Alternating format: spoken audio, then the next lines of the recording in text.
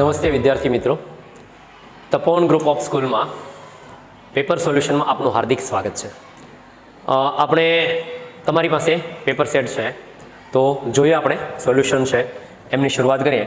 તો paper number 4 social science section સીનું આપણે છે એ પેપર સોલ્યુશન કરવું છે. એમની પહેલાં આ પેપર જે સોલ્યુશન જે થઈ રહ્યા છે અને તમને જે બુકલેટ આપી છે એના માધ્યમથી આવી દર વર્ષે તપોવન ગ્રુપ ઓફ સ્કૂલ છે એ બોર્ડના વિદ્યાર્થીઓને હેલ્પ કરતું હોય છે. તો સારામાં સારું રિઝલ્ટ લાવી શકે એ જ હેતુથી તપોવન ગ્રુપ ઓફ સ્કૂલ હંમેશા માટે આપની સાથે છે. તો આવા જ સોલ્યુશન થકી, આવા જ પેપરથી સરસ મજાનો રિઝલ્ટ તપોવન ગ્રુપ ઓફ સ્કૂલના બાળકો લઈને આવ્યા છે એની થોડીક ઝલક જોઈએ. તો 10મા ધોરણની અંદર છે એ 58 A1 ગ્રેડ, 152 જેટલા A2 ગ્રેડ છે તે બાળકો લઈને આવ્યા છે. ત્યાર પછી તમે જુઓ તો 12મા ધોરણનું કોમર્સનું રિઝલ્ટ પણ સરસ મજાનું 2023-24ની અંદર છે એ આપ જોઈ શકો છો. 70 A1 ગ્રેડ છે, 160 જેટલા A2 ગ્રેડ છે તે લઈને આવ્યા છે. સાયન્સનું રિઝલ્ટ પણ ખૂબ સારું એવું છે, અહીંયા ડિસ્પ્લે છે તમે જોઈ રહ્યો છો. ગુસ્કેટની અંદર પણ 2023-24ની અંદર સારામાં સારું રિઝલ્ટ છે તે બાળકો લઈને આવેલા છે. તો આપ પણ આવું રિઝલ્ટ લઈને આવો એ હેતુથી અમે તમારી સમક્ષ ખૂબ સરસ મજાનું એવું સોલ્યુશન લઈને આવ્યા છીએ. જોઈએ આપણે સેક્શન સીનું સોલ્યુશન કરવાનું છે. નીચે આપેલા કુલ 9 પ્રશ્નોમાંથી 6 પ્રશ્નો છે એ આપણે મુદ્દાસર જવાબ છે એ આપવાના છે. તો એની અંદર પહેલા જે છે એક અહીંયા સરસ 38મો ક્વેશ્ચન છે. તમારા બુકલેટ તમારી પાસે છે, બુકલેટની અંદર તમે જુઓ તો નીચેનાનું જે ચિત્ર જોઈને છે એ સવાલના જવાબ લખવાના છે. કે ત્યાં એક સરસ મજાનું એવું ચિત્ર આપેલું છે, તો અહીંયા બાજુમાં છે એ ચિત્ર છે એ જોઈ શકો છો કે તમને ચિત્ર આપ્યું છે. આ જોઈ અને એમના જવાબો છે એ આપણે લખવાના છે. તો પહેલો જ પ્રશ્ન એવો છે કે આ મંદિરના પ્રવેશ દ્વારને શું કહેવામાં આવે છે? તો આપણે ખબર છે કે આ મંદિરનું જે પ્રવેશ દ્વાર જે છે એને આપણે શું કહીએ છીએ? તો કે આ પ્રવેશ દ્વાર છે, અહીં આ પ્રવેશ દ્વાર છે એમનું, આ શું છે? તો કે એમનું પ્રવેશ દ્વાર છે. એટલે આ પ્રવેશ દ્વારને આપણે શું કહીએ છીએ? તો કે ગોપુરમ. શું કહીએ છીએ? ગોપુરમ તરીકે આપણે આ પ્રવેશ દ્વારને છે તે ઓળખીએ છીએ. ત્યારબાદ નેક્સ્ટ, આ મંદિરમાં સૌથી ઊંચાણવાળો ભાગ છે એને શું કહેવામાં આવે છે? તો આપણે આની અંદર સૌથી ઊંચાણવાળો ભાગ આ છે, એટલે એમને જે છે એ શું કહેશું? તો કે આપણે ઊંચાણવાળા ભાગને શિખર તરીકે છે એ ઓળખીએ છીએ. ત્યાર પછી પ્રશ્ન, કયા શાસકોએ આ પ્રકારના મંદિરનું નિર્માણ છે તે કરાયું છે? તો કે આવા મંદિરો સરસ મજાના છે એ જે નિર્માણ થયું છે એ કયા શાસકોએ કરાયું છે? તો આ પાંડ્ય શાસકો છે કે જેમણે આ પ્રકારનું નિર્માણ કરાયું છે. હવે 3 સવાલો જે હતા, એક અહીંયાથી છે એ સૌથી પહેલા જે છે એ સવાલ શું હતો? તો કે ગોપુરમ, આ ગોપુરમ છે. ત્યાર પછી અહીંયા શિખર છે. ત્યારબાદ જે છે એ શાસકો છે એ કયા છે? તો કે પાંડ્ય શાસકે નિર્માણ કરાયું છે. આ મંદિર છે એ આ રીતનું આખું સરસ મજાનું નિર્માણ થતું હોય અને ગોપુરમ છે એ અહીંયા આખું નિર્માણ છે એ થયેલું જોવા મળે. આ ગોપુરમ જે છે તમને હાઇલાઇટ કરીને અહીં બતાવેલું છે, તો અહીંયા ગોપુરમ જોવા મળે છે. ખૂબ સરસ મજાના એવો ગોપુરમ. તો આ રીતનો એનો જવાબ છે એ આવશે. નેક્સ્ટ આપણે વાત કરીએ ત્યાર પછીનો સવાલ, ગુપ્ત યુગને ભારતીય કલાનો સુવર્ણ યુગ કહેવામાં આવે છે. આપણે ગુપ્ત યુગને ભારતીય કલાનો સુવર્ણ યુગ શા માટે કહીએ છીએ? કેમ આપણે એને સુવર્ણ યુગ કહીએ છીએ? તો જોઈએ કે ગુપ્ત યુગને જે છે ભારતીય કલાનો સુવર્ણ યુગ કઈ રીતનું કહેવાય છે તે ગુપ્ત યુગમાં કેટલાક જે છે શિલ્પ, સ્થાપત્ય, સંગીત, ચિત્ર, નૃત્ય, આ બધી બાબતો જે છે એનો શ્રેષ્ઠ વિકાસ છે એ થયેલો જોવા મળે છે. ગુપ્ત યુગ દરમિયાન છે જેની અંદર છે એ કેટલાક અહીં મંદિરો જે છે એમાં એક જબલપુર છે જેને મિનાર તરીકે પણ ઓળખાય છે, પાર્વતીજીનું મંદિર છે, ભૂમરા જે છે, ભૂમરાનું આમ તો એમને જે છે એ નાગુડા તરીકે પણ ઓળખાય છે, શિવનું મંદિર છે. મધ્યયુગમાં જે છે એ એરણનું નૃસિંહ મંદિર છે, જામનગરની અંદર સરસ મજાનું એવું ગોપ મંદિર છે.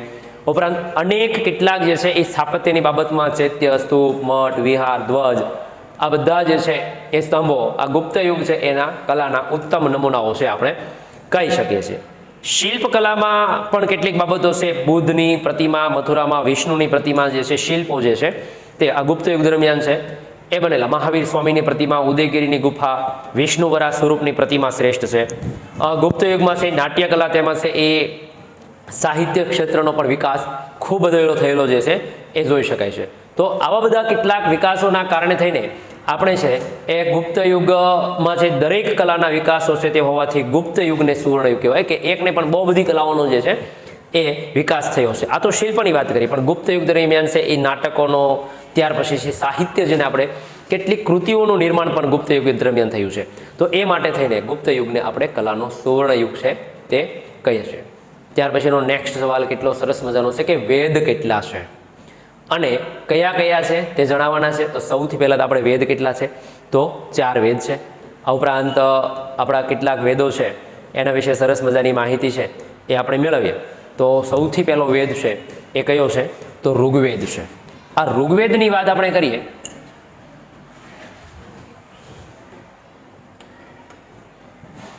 ઋગ્વેદની આપણે જે છે એ વાત કરવી છે ત્યારે જોવા જઈએ કે ભારતીય સાહિત્યમાં પ્રાચીનતમ પુસ્તક છે. 1 માર્ક્સમાં તે આનો ક્વેશ્ચન છે તે બને છે. પ્રાચીનતમ પુસ્તક 1028 ઋચાઓ છે, તેમાં 10 ભાગની અંદર આ વહેંચાયેલો એક ગ્રંથ, અદ્ભુત ગ્રંથ છે. મોટા ભાગની ઋચાઓ છે એ કેવી છે, તો કે દેવોને લગતી સ્તુતિ છે. મોટા ભાગની જે ઋચાઓ છે ને એ દેવોને લગતી સ્તુતિઓ છે. આ ગ્રંથ આર્યોની રાજકીય, ધાર્મિક, સામાજિક અને આર્થિક બાબતો છે એમનું વર્ણન છે તે કરે છે. ત્યાર પછીનો બીજો વેદ છે સામવેદ. સામવેદ આમ તો જે ઋગ્વેદની રચના થઈ ને એટલા માટે સામવેદની રચના થઈ. સામવેદ છે એની ઋચાઓનું ગાન કરવા માટે, એટલે કે ઋગ્વેદની ઋચાઓનું ગાન કરવા માટે થઈને આની રચના થઈ. આપણે સામવેદને છે એ સંગીતની ગંગોત્રી કહીએ છીએ, એટલે આપણે એવું કહી શકીએ કે આને જે છે એ સંગીતને લગતો ગ્રંથ છે. તો ખૂબ સરસ મજાનો એવો આ ગ્રંથ સામવેદ છે. ત્યાર પછીનો ગ્રંથ આપણે જે એ ઋગ્વેદ પણ જોઈ શકીએ છીએ કે જેની અંદર જે છે કે જેમની ખૂબ સારી એવી છે એ બહુ શોર્ટ ને બહુ સારો એવો સવાલ છે, એકદમ યાદ રહી જાય તે ટાઈપનો સવાલ છે જોવા મળે છે. ત્યાર પછી યજુર્વેદ છે. યજુર્વેદ છે ગદ્ય અને પદ્ય સ્વરૂપની અંદર રચાયેલો છે. ગદ્ય સ્વરૂપ ને પદ્ય સ્વરૂપ તમને ખ્યાલ છે, ગુજરાતીમાંથી ભણો છો તો ગદ્ય પદ્ય સ્વરૂપમાં લખાણ છે. આ યજ્ઞ છે ને યજ્ઞ સમયમાં જે મંત્રો જે બોલવામાં આવતા એના માટે, એટલે આને આપણે યજ્ઞનો પણ છે એ વેદ કહીએ છીએ કે જેમાં યજ્ઞ સમય દરમિયાન જે મંત્ર બોલે છે એનું ઉચ્ચારણ કરેલું છે. ત્યાર પછી અહીંયા આપણે છે અથર્વવેદ છે. અથર્વવેદની આપણે છે તો વાત કરીએ ને તો સૌથી પહેલાં તો જે છે અનેક પ્રકારના કર્મકાંડો છે. એ કર્મકાંડોનું પણ અહીંયા જે છે સરસ મજાનું વર્ણન છે એ એની અંદર છે આપણે સંસ્કારો. આ સંસ્કારો એટલે કે જે 16 સંસ્કારો છે. કેવા? આ 16 સંસ્કારો છે એમનું વર્ણન છે એ કરવામાં આવેલું છે. એટલે મતલબમાં આ રીતનો જે છે એ આપણા કેટલાક વેદો છે એ આપણે જોઈ શકીએ છીએ. અને ત્યાર પછી નેક્સ્ટ બાબતો છે આપણે જોઈએ 41મો સવાલ છે કે વિતરણ ક્ષેત્રના આધારે સંસાધનના પ્રકાર જણાવો. કે વિતરણ ક્ષેત્રના આધારે સંસાધનના કેટલા પ્રકારો છે તેના વિગત આપણે છે એ જોઈએ. તો વિતરણ ક્ષેત્રના આધારે છે આપણને સંસાધનના પ્રકારો છે એ અલગ અલગ છે એ જોવા મળે છે. કયા આપણને સંસાધનના વિતરણ ક્ષેત્રના આધારે છે તે જોવા મળે છે. તો જોઈએ વિતરણ ક્ષેત્રના આધારે સૌથી પહેલો તો સંસાધનનો પ્રકાર આપણને જોવા મળે છે તે છે સુલભ સંસાધન છે. કયું છે? સુલભ સંસાધન. સર્વસુલભ સંસાધન. સર્વસુલભ સંસાધન આપણે શું કહીએ, વાતાવરણમાં રહેલો જે ઓક્સિજન છે અને નાઇટ્રોજન આ વગેરે જે છે વાયુઓ છે એમને આપણે છે તે કહીશું. ત્યાર પછીનો બીજો જે છે એનો પ્રકાર છે સામાન્ય સુલભ સંસાધન. સામાન્ય રીતે જે આપણને સંસાધન મળી આવે છે જેમ કે ભૂમિ છે, જળ છે, ગૌચર છે, આ સામાન્ય રીતે છે મળી આવે છે. તો એવા જે છે એ સંસાધનને આપણે છે કેવા કીધા? સામાન્ય. ત્યાર પછી વિરલ. વિરલ સંસાધન એટલે કે જેના પ્રાપ્તિ સ્થાનો કેવા મર્યાદિત હોય, ગમે ત્યાંથી મળી જાય એવા ન હોય, બહુ મર્યાદિત ક્ષેત્રની અંદર ઉપલબ્ધ હોય. કોલસો, ખનિજ, ત્યાર પછી ખનિજ તેલ છે, કુદરતી વાયુ છે, તાંબુ છે, સોનું, યુરેનિયમ, આ બધા જે ખનિજો છે સામાન્ય ગમે ત્યાંથી ન મળે. તો એવાને આપણે જે છે એ વિરલ સંસાધન એટલે મર્યાદિત હોય એમને વિરલ સંસાધન કહીશું. ત્યાર પછી એક છે એકલ સંસાધન. એકલ સંસાધન એટલે વિશ્વમાં ભાગ્યે જ એકાદ બે સ્થળોએ મળતા હોય તો એવા સંસાધનોને આપણે એકલ સંસાધન છે કયું? તો કે ક્રાયોલાઇટ ખનિજ છે. આ ક્રાયોલાઇટ ખનિજ એક એવું છે કે જે ગ્રીનલેન્ડમાંથી જ મળે છે. એટલા માટે થઈને આપણે આમને જે છે એટલે આવા કુલ વિતરણ ક્ષેત્રના જે વિભાજન પાડેલું છે એમાં આપણને 4 જે છે બાબત જોવા મળે. સર્વસુલભ, સામાન્ય, વિરલ અને એકલ સંસાધન છે એ આપણને જોવા મળે છે. જમીન ધોવાણ અટકાવવાના ઉપાયો જણાવો. ત્યાર પછીનો નેક્સ્ટ સવાલ છે 42મો કે જમીન ધોવાણ અટકાવવું હોય તો એના માટે કેવા ઉપાયો આપણે કરી શકીએ છીએ. તો જમીન ધોવાણ અટકાવવા માટેના કેટલાક ઉપાયો જે છે આપણને અહીંયા સરસ મજાના એવા આપેલા છે. તો જોઈએ જમીન ધોવાણ અટકાવવા માટેના ઉપાયો છે તે. આ ઉપાય અંદર છે એ સૌથી પહેલું કામ તો શું કરવું પડે કે જમીનને જે સ્તર ઉપર જે છે ઘાસ ઉગે છે તો એ ઘાસ જળવાઈ રહેવું જોઈએ. એટલા માટે થઈને આપણે પહેલું કામ શું કરવાનું છે કે જમીન ધોવાણ અટકાવવા પશુ ચરાણ પ્રવૃત્તિ છે ને એના પર થોડુંક નિયંત્રણ લાવવાનું છે. આપણે કેવું નિયંત્રણ લાવીશું એના પર? તો કે આ જે પશુચરાણની જે પ્રવૃત્તિઓ જે છે એ ઓછી કરવાની છે, જેથી એનું સ્તર ઢીલું ન પડી જાય. ઢાળવાળી જમીનો જે છે જ્યાં સમોચ્ચ રેખીય પગથિયાની તરાથી છે તે ખેતી કરવી, એટલે કે એને સ્ટેપ પાડવા. જેથી કરીને સ્ટેપ પાડવામાં આવશે તો આ નું ધોવાણ જલ્દી થશે નહીં. પડતર જમીન હોય ત્યાં વૃક્ષનું વાવેતર કરવું. પાણીના જે વહેલા પડી ગયા છે, વહેલા પડી જવા એટલે કે બંધ તૂટી ગયા હોય તો ત્યાં આડા બંધ છે તે બાંધવા. ઢાળવાળા ખેતરની અંદર છે ઊંડી ખેડ કરવી. વહેતું પાણી હોય છે ઢાળવાળા ખેતરનું, તેનો વેગ ધીમો પાડવો, જેથી કરીને એમના જે માટીના ઉપર જે કણો છે એમને વહાવીને સ્થળાંતરિત ન કરી દે. તો જમીન ધોવાણ અટકાવવા માટે થઈને આવા કેટલાક ઉપાયો છે એ કરી શકાય છે. ત્યાર પછીનો 43મો સવાલ છે, આપણે જોઈએ તો કે ટૂંક નોંધ લખો વિશ્વ વ્યાપાર સંગઠન. કે વિશ્વ વ્યાપાર સંગઠન વિશે છે આપણે ટૂંક નોંધ છે તે જોવાની છે. તો સૌથી પહેલાં તો વિશ્વ વ્યાપાર સંગઠનની આપણે છે એક વ્યાખ્યા છે તે જોઈએ. તો પહેલાં તો વિશ્વ વ્યાપાર સંગઠન શું છે અને ક્યારે એની સ્થાપના થઈ? સંયુક્ત રાષ્ટ્ર, જેને આપણે UN કહીએ છીએ, ના સભ્ય દેશો છે એ બધા સભ્ય દેશોએ 1 જાન્યુઆરી 1995ના રોજ વિશ્વ વ્યાપાર સંગઠન, જે WTO કહીએ છીએ, WTO એટલે કે વર્લ્ડ ટ્રેડ ઓર્ગેનાઇઝેશન, આની સ્થાપના જે છે કરવામાં આવી. આ સ્થાપના છે ને એનું વડું મથક નક્કી થયું. તો વડું મથક એટલે મુખ્ય મથક કયું? તો એમનું મુખ્ય મથક સ્વિટ્ઝરલેન્ડનું જીનીવા છે, ત્યાં આનું મુખ્ય મથક છે તે રાખવામાં આવ્યું. હવે આના વિશે થોડીક આપણે માહિતી મેળવીએ. તો સૌથી પહેલાં તો વિશ્વ વ્યાપાર સંગઠનનું કેટલુંક ધ્યેય કે આ સ્થાપવામાં આવ્યું તેનું ધ્યેય શું છે? તો વિશ્વ વ્યાપાર સંગઠનના કેટલાક ધ્યેયો છે. એની અંદર આપણે પહેલું એમનું ધ્યેય શું છે? તો કે આંતરરાષ્ટ્રીય વ્યાપાર પર અવરોધ દૂર કરવા. જે એક દેશ બીજા દેશની સાથે વ્યાપાર કરતા હોય તો એના અવરોધો છે દૂર કરવા. વિદેશ વ્યાપાર માટે દેશમાં ઉદ્યોગોને આપવામાં આવતું જે સંરક્ષણ છે એ સંરક્ષણ પણ શું કરવું? તો કે દૂર કરવું. વૈશ્વિક વ્યાપાર નીતિ અને વિદેશની આર્થિક નીતિ, આ બંને વચ્ચે જે છે એ સંકલન સાધવું. આ બેયની વચ્ચે સૌથી પહેલાં તો શું કરવું? સંકલન કરવું, જેથી કરીને એની નીતિઓ વચ્ચે છે એ કોઈ ક્વેરી ન રહે, એ માટે થઈને. ત્યાર પછી વિશ્વમાં ઉદ્ભવતા વ્યાપારી ઝઘડાઓ હોય તો આ વ્યાપારી ઝઘડાઓ છે એનું નિરાકરણ કરવું. બીજી વસ્તુ કે ધ્યેય તો જોયું, પણ વિશ્વ વ્યાપાર સંગઠનના કેટલાક કામ છે, કાર્ય છે, એ કામ શું કરે છે? તો વિશ્વ વ્યાપાર સંગઠનના કાર્યોની અંદર છે એ આપણે જોવા જઈએ તો સૌથી પહેલાં બહુરાષ્ટ્રીય વ્યાપાર અંગે કરારો જે છે એનું એક માળખું ઊભું કરવું. કરાર જે કરે છે વ્યાપારનું, જે બહુ બધા દેશો એકબીજા સાથે વ્યાપાર કરતા હોય તો એનું એક તો માળખું ઊભું કરવું. બીજી વસ્તુ કે જે પણ બહુરાષ્ટ્રીય વ્યાપાર માટે થયેલી ચર્ચા વિચારણાઓ હોય એ ચર્ચા વિચારણાને વાટાઘાટ માટે ફોરમ એટલે શું? તો કે ફોરમ એટલે ચર્ચા માટેનું એક સ્થળ, જેને અહીંયા છે એ ફોરમ તરીકે આપણે છે તે ઓળખીએ છીએ. તો ચર્ચા માટેનું છે એ સ્થળ છે. એની કામગીરી છે, બજાવવાનું કામ કોનું છે? તો કે વિશ્વ વ્યાપાર સંગઠનનું કામ છે એ આ છે. બીજું, તે ભેદભાવહીન આંતરરાષ્ટ્રીય વ્યાપાર, જે ભેદભાવ વગરનો જે આંતરરાષ્ટ્રીય વ્યાપાર છે એને ઉત્તેજન આપવાનું છે તે કામ કરે છે. પોતાની રાષ્ટ્રીય નીતિને અનુસરતા હોય એવા બધા જ સભ્ય દેશો છે એ દેશોના વ્યાપારના અવલોકન કરવું અને તેમાં જરૂરી સુધારાઓનું સૂચન કરવું, આ કામ પણ છે તે કરે છે. તો આવી રીતે વિશ્વ વ્યાપાર સંગઠન છે એમના કેટલાક આપણને છે તે કામ છે જોવા મળે છે. હવે ખૂબ સરસ મજાનો એવો સવાલ છે. આ સવાલને થોડોક સમજીએ એટલે સારી રીતે સહી સમજાઈ દો. મિસ્ટર સુમિત એક પ્રતિષ્ઠિત દુકાનમાંથી જાણીતી કંપનીનો સૌથી પહેલાં તો શું ખરીદે છે? તો કે જાણીતી કંપનીનો મોબાઈલ ખરીદે છે. શું ખરીદે છે? મોબાઈલ ખરીદે છે. આ મોબાઈલ, સુમિતે સરસ મજાનો એવો મોબાઈલ લીધો, પણ મોબાઈલ છે એ ગેરંટી પહેલાં એનો મોબાઈલ બગડી ગયો. કોનો મોબાઈલ બગડી ગયો? સુમિતનો મોબાઈલ બગડી ગયો. હવે જેથી હવે મોબાઈલ બગડી ગયો એટલે કંપનીને ફરિયાદ કરી. મિસ્ટર સુમિતે છે એ કંપનીને ફરિયાદ કરવા માટે થઈને ગયા. કંપનીએ સંતોષજનક જવાબ ન આપ્યો. એ કે બગડી જાય. કંપનીએ શું કીધું? બગડી જાય. કે કંપનીએ સંતોષજનક જવાબ ન આપ્યો. હવે આવી સર્જાયેલી પરિસ્થિતિ હોય અને મિસ્ટર સુમિત તમારી પાસે સૂચન લેવા આવે તો તમે એને શું સૂચન કરો? આખો સવાલ આ રીતનો છે, બરાબર?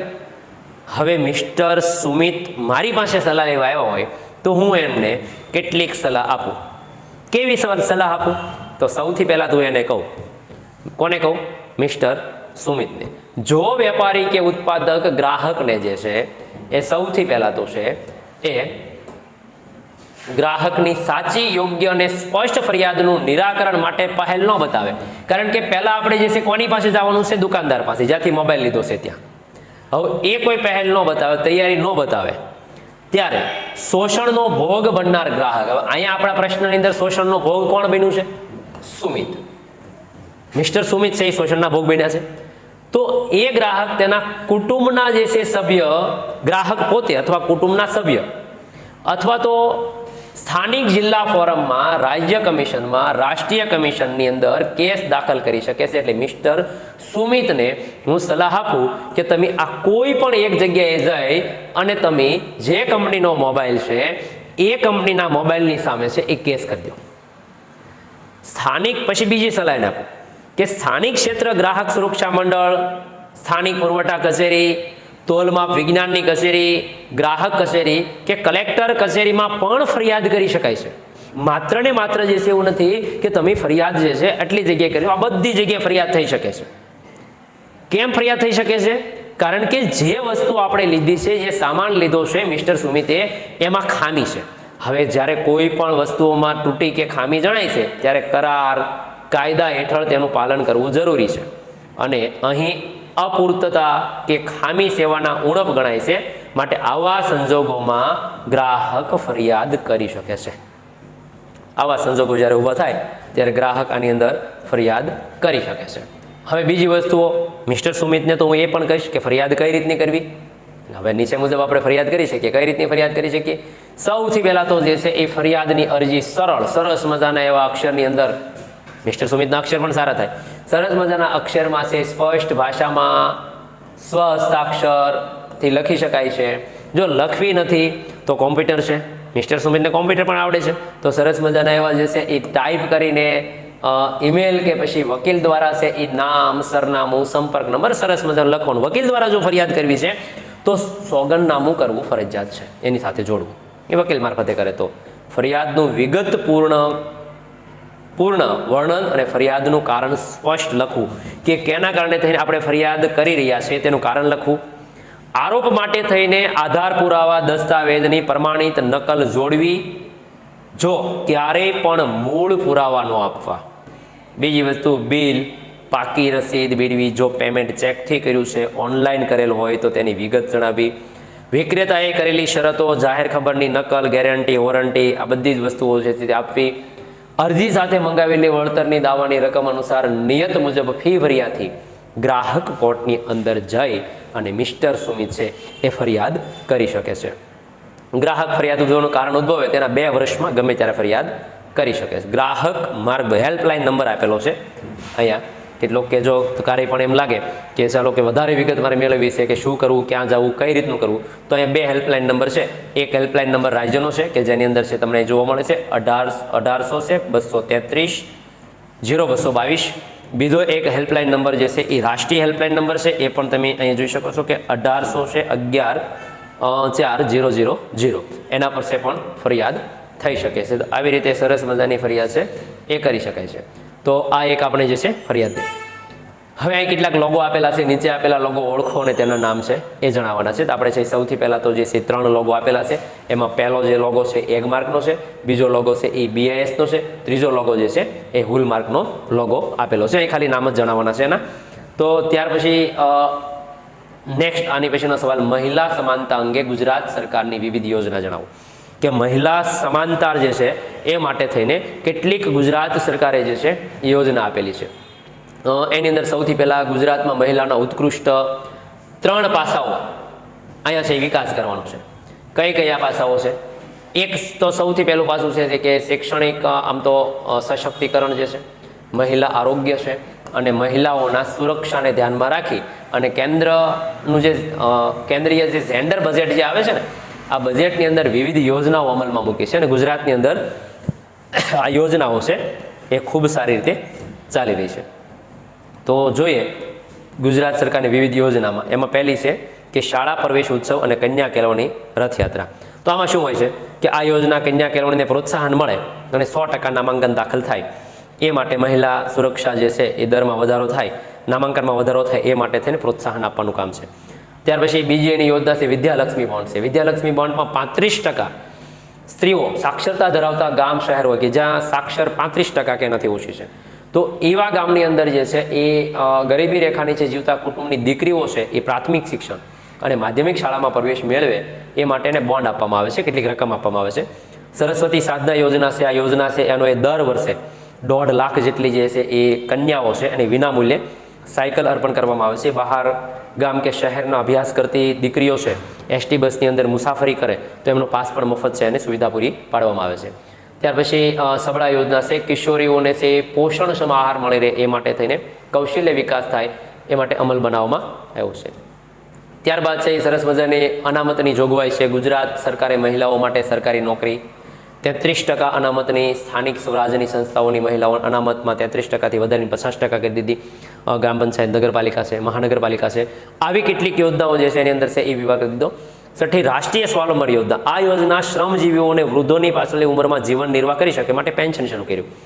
આ ઉપરાંત નિરાધાર વિધવા જે મહિલાઓ છે એનું ઓશિયાળું જીવન ન જીવવું પડે એ માટે થઈને પણ સરકાર પેન્શન છે આપી આર્થિક રીતે સહાય કરી રહી છે. ત્યાર પછી મિશન મંગલમ છે. આ યોજના છે એના હેઠળ છે એ કેટલીક મહિલાઓને છે એ પગભર ઊભી રહી શકે એ માટે સખી મંડળ છે, આર્થિક સહાય આપવામાં આવે છે. કેટલીક છે એની અંદર અગરબત્તી બનાવીની ટ્રેનિંગ પણ આપવામાં આવે છે, પાપડ બનાવવાની ટ્રેનિંગ પણ આ મિશન મંગલમ મુજબ આપવામાં આવે છે. ઉપરાંત છે એ મમતા એ કાર્યક્રમ છે એ સરસ મજાનું જે છે એ મમતા કાર્યક્રમની અંદર છે એ શું કરવામાં આવે છે તો મહિલાઓને આરોગ્ય માટે મોબાઈલ ટેકનોલોજી દ્વારા જે છે નોંધણી થાય એ માટે થઈને છે એ પ્રસૂતિ સંબંધી છે એ મૃત્યુદર ઘટે અને એ નિયત કરેલું જે છે આરોગ્યની તપાસ, બાળકોના રસીકરણનો ખ્યાલ પણ આવ્યો છે. આવી કેટલીક જે છે એ બાબતો સમાવેશ કરવામાં આવી છે. ત્યાર પછી કેટલીક બેટી બચાવો, જાતિભેદ નાબૂદી માટે આ યોજના છે બેટી બચાવો, બેટી વધાવો, બેટી પઢાઓ દ્વારા સ્ત્રી સશક્તિકરણ છે એ કરવામાં સરસ મજાનું આવી રહ્યું છે. ત્યાર પછી ચિરંજીવી યોજના છે. તો ચિરંજીવી યોજનાની અંદર અનુસૂચિત જાતિ, અનુસૂચિત જનજાતિ, સામાન્ય પરિવારની પ્રસૂતા મહિલાઓ છે દવા, લેબોરેટરી તપાસ, ઓપરેશન જેવી વિનામૂલ્યે જે છે પૂરી પાડવાની આખી યોજના છે એ અમલમાં મૂકેલી છે. તો આ તમારા 9 સવાલો હતા. પરીક્ષામાં તો 6 જ લખવાના હોય છે, પણ 9 સવાલનું સોલ્યુશન તમને સારી રીતે છે તે મળ્યું છે તેવી આશા સાથે છે એ તપોવન ગ્રુપ ઓફ સ્કૂલ થકી આપ ખૂબ સારું એવું જે છે એ રિઝલ્ટ મેળવો તે વિશે શુભકામના સાથે આપણો આ વિભાગ છે તે પૂરો કરીએ છીએ. જય હિન્દ, જય ભારત.